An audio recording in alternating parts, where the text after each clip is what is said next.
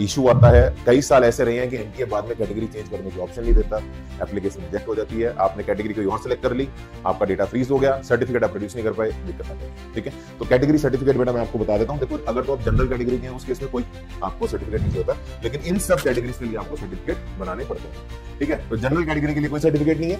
और रिजर्वेशन होती है, मैं आपको बता दूं, ईडब्ल्यूएस के 10% की रिजर्वेशन है।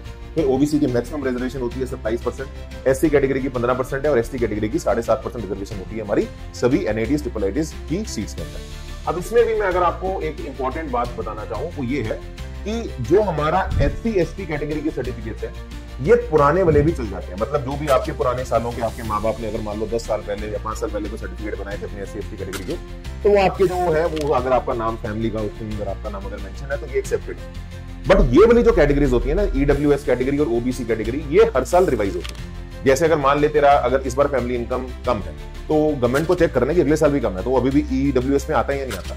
और ऐसी ओबीसी कैटेगरीज क्या होता है कि बहुत सारी जो कैटेगरीज हैं वो अपनी हर साल अपग्रेड करते हैं और उनको बोलते हैं कि ओबीसी नहीं है, या बहुत सारी कैटेगरीज हैं उनको ओबीसी के अंदर इंक्लूड कर लेते हैं। तो इनके सर्टिफिकेट्स आपको लेटेस्ट चाहिए। ठीक है, तो ये याद रखिए, ये वाले जो सर्टिफिकेट्स आपको रखनी है ये लेटेस्ट वाले बनवाने पड़ते हैं आपको।